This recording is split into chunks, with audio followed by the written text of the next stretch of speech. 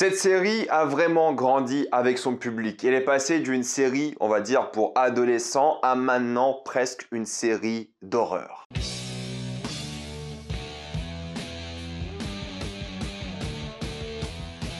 Stranger Things, saison 4, partie 1. Comme d'habitude, jusqu'à la minute indiquée dans le titre de la vidéo, il n'y aura pas de spoiler jusqu'à vous êtes tranquille. Après, on va tout spoiler. Et si vous n'avez pas vu les précédentes saisons de Stranger Things, vous pouvez quand même regarder cette vidéo. Stranger Things est l'histoire d'un groupe d'adolescents qui vivent dans une ville de manière assez paisible jusqu'au moment où une créature va commencer à les chasser. Avant de commencer cette vidéo, j'aimerais remercier le partenaire officiel de celle-ci, CyberGhost VPN. Vous savez tous très bien ce qu'est un VPN, mais CyberGhost VPN a 38 millions d'utilisateurs et presque 5 sur 5 sur Trustpilot. C'est super pratique pour tout ce qui concerne Netflix parce qu'il y a des séries et des films qui sortent bien plus tard sur Netflix en France. Par exemple, là, Into the Spider-Verse va sortir le 30 juin sur Netflix en France. Ce film-là est disponible depuis des années sur les Netflix de tous les autres pays. Donc connectez-vous à la Belgique, à la Suisse, au Canada pour la VOSTFR et débloquez une bibliothèque de fous furieux et plein d'autres plateformes de streaming comme HBO Max par exemple. Ça marche sur des films récents comme The Batman qui est déjà disponible en streaming et Doctor Strange qui le sera très bientôt partout dans le monde, sauf chez nous. En termes de sécurité, c'est top aussi que vous soyez chez vous sur votre réseau privé ou en voyageant sur la Wi-Fi de l'aéroport, du restaurant, de l'hôtel ou même dans une bibliothèque. Vous serez bien plus en sécurité avec un VPN et avec un seul compte, vous pouvez le partager à 6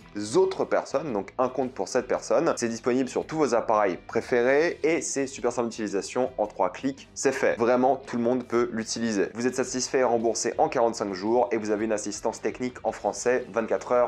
Utilisez le lien dans la description et dans le commentaire épinglé pour avoir le droit à 85% de réduction et 4 mois offerts gratuits, donc foncez sur l'offre. Stranger Things, c'est le gros blockbuster de Netflix, clair et net, leur série phare, la numéro 1 et ça se ressent car c'est officiellement la série la plus chère de l'histoire, ou en tout cas la saison la plus chère de l'histoire avec 30 millions de dollars par épisode. Ça dépasse littéralement toute la concurrence. C'est pas ajusté pour l'inflation, mais quand même. La saison est divisée en 2 parties, donc 7 épisodes sont sortis là ce vendredi. Ça va entre 1h et 1h40 de durée par épisode. La partie 1 qui vient de sortir dure environ 9h et quelques. Et ensuite le 1er juillet sortiront les 2 derniers épisodes de la saison et ils vont durer 1h40 et 2h30. Et la saison 5 est prévue et sera la dernière saison de la série qui sortira dans X années j'imagine. Sûrement plus vite que 3 ans parce que Covid et tout, mais on verra bien. Et avec ces épisodes aussi longs, aussi intenses et au fait l'équivalent de films, de petits films à chaque fois, même de longs films hein, pour le dernier épisode qui dure 1h40, est-ce que c'était pas le moment de passer à un format hebdomadaire plutôt que de sortir tout en binge-watching? Je ne sais pas pour le coup, mais je suis en train de me dire pourquoi est-ce que Netflix se prend la tête à faire plein de séries de niche pour tout le monde et souvent des séries médiocres, hein. Il y en a aussi des excellentes bien sûr, je défends beaucoup Netflix aussi, même si je suis très critique d'eux, je les défends aussi beaucoup. Je me demande est-ce qu'il serait pas temps de changer de stratégie et tout simplement faire 4-5 énormes séries par an comme Stranger Things et ensuite quelques plus petites séries à côté plutôt que d'en sortir une ou deux grandioses par an, sortir tout d'un coup d'un week-end et les gens ne restent pas forcément abonnés et ils sont obligés de couper ça en 2 parties, c'est insupportable. Est-ce qu'il serait pas temps de sortir surtout des gros épisodes comme ça d'une heure, semaine par semaine, continuer la hype semaine après semaine, comme font très bien Disney avec des séries beaucoup moins ambitieuses pour le coup. Marrant de sortir d'Obi-Wan et ensuite de regarder Stranger Things parce que Stranger Things met l'une de ses vitesses à Obi-Wan. Beaucoup vont dire oui c'est pas comparable, c'est totalement comparable. Même si l'un c'est la science-fiction et pas l'autre, vous voyez là où il y a du talent de visuel, ça n'a pas été fait à l'arrache et ça se ressent totalement avec Stranger Things. Là où à côté Obi-Wan, visuellement c'est très laid. Enfin je dis pas que c'est laid de base, ça va, moi j'ai bien aimé les 2 épisodes, hein, j'en ai parlé récemment. Mais juste à côté de Stranger Things,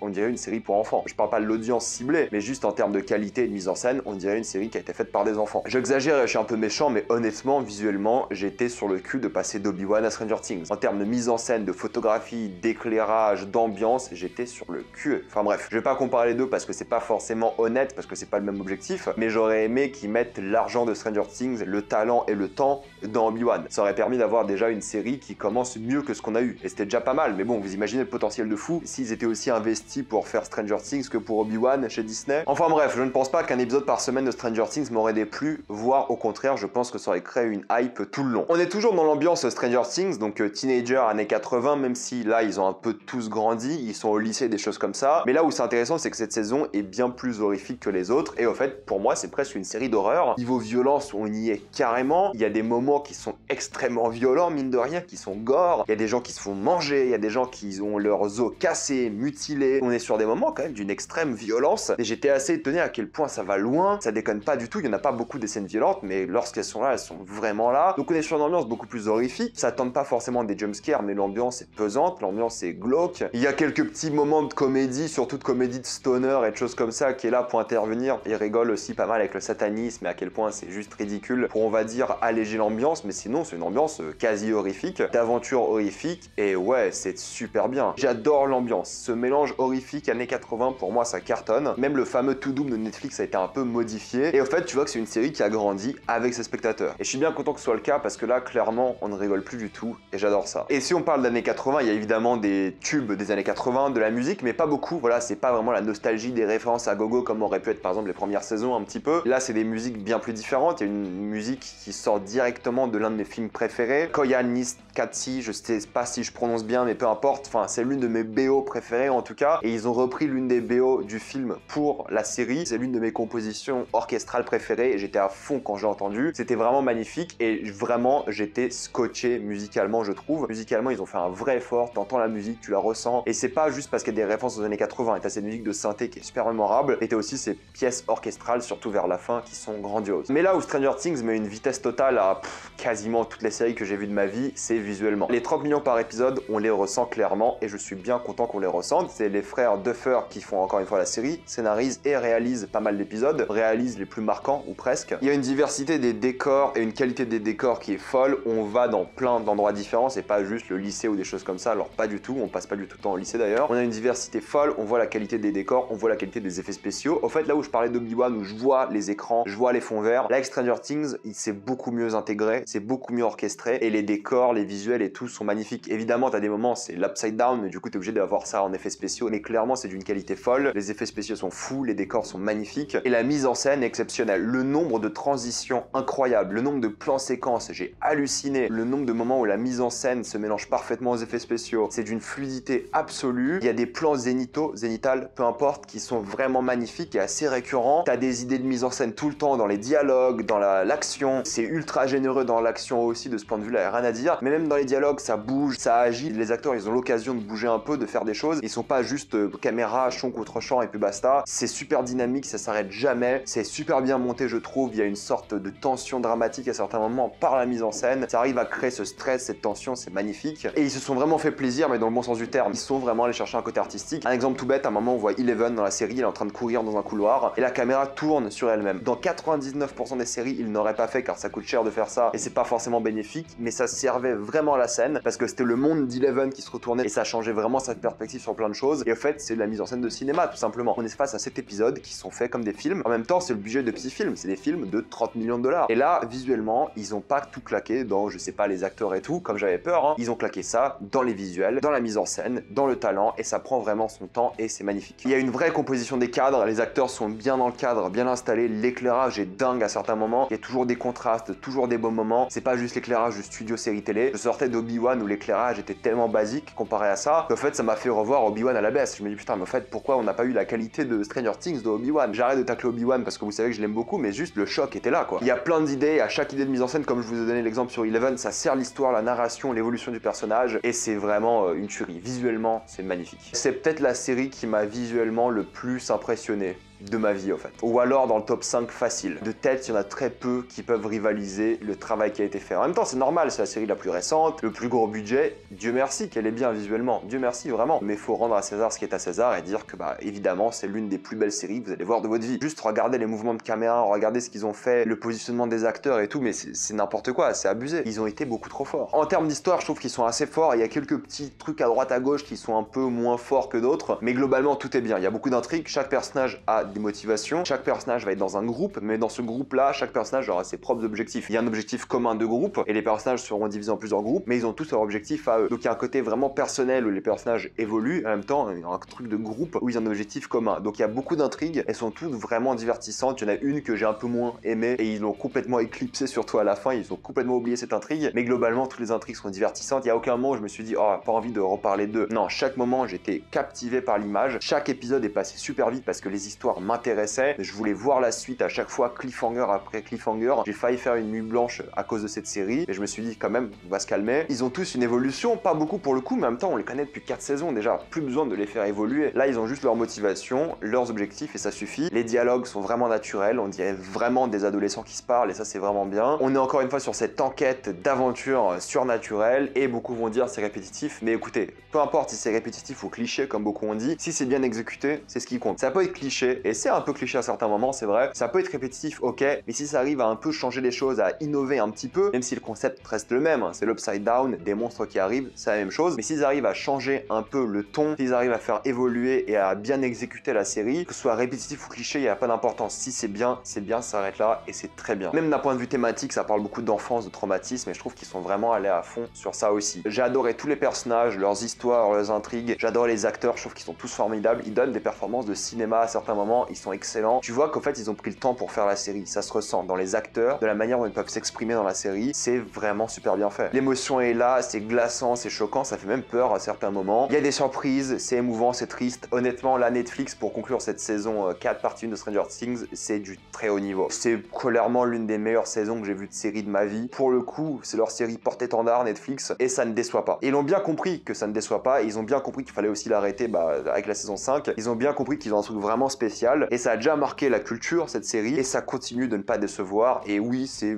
incroyable, je suis désolé, hein. Y a pas grand chose à dire, tout est vraiment bien. Peut-être c'est un truc qui m'a un peu moins plu, on va en parler en spoiler juste après. Globalement, c'est exceptionnel, enfin je trouve ça vraiment génial. Ça rentre pour moi dans le panthéon des séries aujourd'hui, surtout des séries Netflix, mais globalement des séries tout court. Et lorsqu'on va parler des meilleures séries des années 2010 et maintenant des années 2020, Stranger Things sera forcément dedans. Le travail fourni est exceptionnel, encore une fois, vu le budget, heureusement, mais ça ne déçoit pas du tout. Je ne comprends pas pourquoi la série ne baisse pas en qualité, honnêtement. Pour moi, chaque saison est presque meilleure que la précédente, surtout maintenant, qui est pour moi la meilleure saison de la série. Et encore, c'est que la partie 1, il y aura 4 heures de série à découvrir début juillet. C'est exceptionnel. Franchement, rien à dire, ils ont fait un travail monstre et il faut voir cette série, je la recommande. C'est juste beaucoup trop bien et ils ont vraiment capté l'ambiance, les personnages, la mise en scène. C'est une véritable tuerie, c'est génial. Des épisodes mémorables, l'épisode 4 est parmi l'un des meilleurs que j'ai vu de ma vie, de série de manière générale. Crescendo émotionnel, tout est là comme il faut, c'est ultra généreux, c'est jouissif. Allez voir cette saison, elle est incroyable. Maintenant, on va passer en spoiler.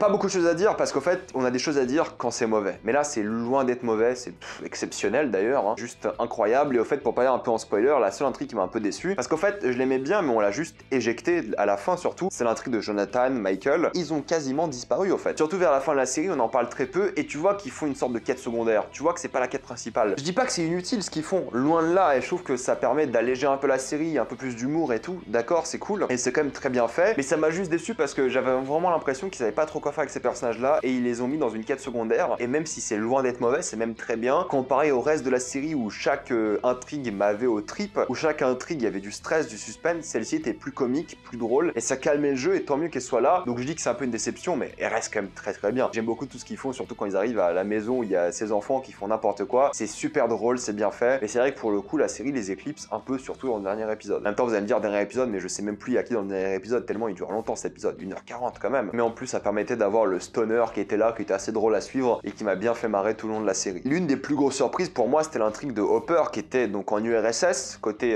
est de la Russie, de l'URSS à l'époque, et qui était au goulag pendant toute la saison. Moi je pensais vraiment qu'ils allaient le retrouver vite et qu'il allait retourner rapidement aux États-Unis, mais pas du tout. Il passe toute la saison et il y est encore au goulag et c'est génial, l'ambiance est folle de l'URSS, les trames qui se passent là-bas, l'histoire avec son pote, enfin son nouveau pote est vraiment génial. C'est ultra généreux, c'est super bien fait, c'est réel, on dirait vraiment qu'ils ont construit ce goulag en fait. Je sais pas où ils ont filmé, j'ai l'impression qu'ils ont tout construit, alors ils sont filmés dans une ville peut-être d'Europe de l'Est, un truc comme ça, mais ça rendait vraiment bien et c'était génial. Et l'intrigue avec le Démogorgon qui est superbe, le combat est super généreux à la fin parce que toute la saison on te tease ce Démogorgon et quand il sort de l'enclos, bah là il défonce tout et c'est tellement jouissif. En fait tu l'attends toute la saison et quand tu le vois, ouais ça valait le coup de le voir. C'est super généreux, super bien fait, j'adore son évolution. Les retrouvailles avec le personnage de Joyce c'est génial et même son intrigue à elle avec Murray est super cool où ils font équipe et ils essaient de retrouver justement Hopper. C'est super bien foutu, c'est super divertissant. Et je pensais pas qu'ils allaient passer autant de temps sur cette intrigue. Je pensais qu'ils allaient vite le rapatrier aux États-Unis, mais en fait pas du tout. Ils sont à fond dedans et ils vont au fin fond de l'URSS au final pour aller le chercher et c'est super divertissant. Tu rigoles bien aussi, il y a quelques moments de légèreté, mais le fait que ce soit durant la guerre froide et que tu aies le droit à l'URSS, c'est super divertissant je trouve. L'intrigue d'Eleven, j'ai beaucoup aimé au début, même si c'était un peu forcé, le fait qu'elle se fasse harceler, des choses comme ça, c'était bon, un peu cliché. Mais en fait, ça montre bien qu'elle veut quitter ce monde et ça la motive à retourner au labo. Si elle n'était pas autant harcelée, elle serait pas forcément allée au labo. Et là, elle se rend compte que c'est pas vraiment son monde, elle a du mal, du coup elle va au labo pour aider les gens. Et tous ces flashbacks avec elle, surtout quand t'as vu le début du laboratoire, dans le tout premier épisode, le massacre du laboratoire des enfants et tout, tu veux vraiment savoir ce qui se passe et tu suis cette intrigue qui est vraiment intéressante. Surtout avec le fameux papa qui est juste horrible, que tu détestes, c'est vraiment un gros connard, c'est la vérité. C'est vraiment une intrigue que j'ai adoré suivre, surtout à la fin, on en parlera après, où il y a des vrais retournements de situation et c'est super prenant, mais visuellement pareil, c'est une ambiance glauque et c'est super bien foutu. Et les acteurs, encore une fois, elle surtout, mais tout le monde est au top quoi. Et honnêtement, j'ai aimé suivre toutes les intrigues, l'intrigue de Dustin par exemple aussi, pareil, je l'adore ce mec, il est trop drôle, mais aussi Max par exemple qui a eu le droit au meilleur épisode qui était focalisé sur elle, l'épisode 4, qui était un crescendo émotionnel et moi j'y croyais à sa mort au final, franchement je l'avais accepté, mais l'épisode est tellement génial et incroyable avec les flashbacks, ce qu'elle vit, c'est un épisode exceptionnel et le fait qu'on soit concentré sur elle durant cet épisode c'était génial, en même temps t'as les flashbacks de l'autre et tout qui sont glaçants et qui ont un sens sur toi à la fin, c'était un épisode exceptionnel et son intrigue est vraiment cool et l'émotion était folle, c'était vraiment le moment émotion de la saison et tu l'as bien senti, il était vraiment glaçant et fort, j'étais agrippé à mon canapé quoi, je voulais voir ce qui allait se passer, c'était vraiment génial. J'ai beaucoup aimé aussi l'intrigue de Jason qui est assez marrant parce qu'il est en mode oui le satanisme c'est mal alors qu'ils font juste un jeu de rôle, ça m'a fait rire parce que ça montre un peu cette Amérique des années 80 qui commençait un peu cette histoire de cancel culture et autres et qui se refermait un peu sur elle-même. Et Eddie, j'ai trouvé l'acteur vraiment génial, j'aurais aimé qu'il ait plus de choses à faire parce qu'il est charismatique, il est drôle, mais au fait il est un peu froussard toute la saison et j'espère qu'on le reverra beaucoup plus par la suite parce que l'acteur faisait un très bon taf. Après il y a toutes les intrigues concernant Nancy que j'aime beaucoup avec Steve, tu sens qu'ils vont finir ensemble à la fin parce que de l'autre côté c'est pas possible, l'amour de Nancy pour Jonathan, et j'aime beaucoup la manière dont ils se battent pour se sauver les uns les autres. Un peu déçu par Robin parce qu'elle est là sans vraiment être là, elle a une histoire amoureuse qui est clairement éclipsée par la suite, mais elle est juste là, elle a de temps en temps quelques répliques marrantes, mais c'est plus vraiment le personnage important de la saison. Là où elle était vraiment essentielle dans la saison 3, là c'est vrai qu'elle est là pour rigoler en fait. Elle est là pour faire un peu des blagues et tout. Je me rappelle pas si elle était aussi blagueuse dans la saison 3, mais c'est que là on la prend vraiment à la légère. Mais j'ai adoré l'antagoniste. Je trouve que déjà les effets spéciaux sur lui, le fait que ce soit un corps qui bouge constamment, t'as des fluides, des tentacules sur lui, oh c'est horrible, des muscles on dirait. J'aime beaucoup son design, sa main qui tue et tout, la manière dont on explique qui il est, que ce soit en fait cet homme numéro 1, la révélation est glaçante et super bien foutu. Le fait qu'il est en mode araignée quand il veut posséder des gens, c'est superbe aussi. J'ai adoré cet antagoniste, il est flippant, il est glaçant. Je suis content qu'ils aient enfin un vrai antagoniste qui puisse réfléchir et qui sera, j'imagine, le méchant de la saison 5 aussi, parce qu'il fait vraiment flipper, il a des vraies motivations et j'adore la manière dont il se venge au laboratoire. Tu comprends le massacre du labo Dawkins. Et c'était super, son flashback, ils ont vraiment humanisé ce méchant tout en le gardant méchant au final. Il n'y aura pas de rédemption pour lui, j'imagine, c'est foutu de chez foutu. Mais s'il y en a une, on peut comprendre d'où elle vient et ça c'est important. En fait, c'est comme tous les autres enfants de cette série, il a été traumatisé, il a vécu de mauvaises choses, l'histoire avec le bébé qui brûle et tout, oh,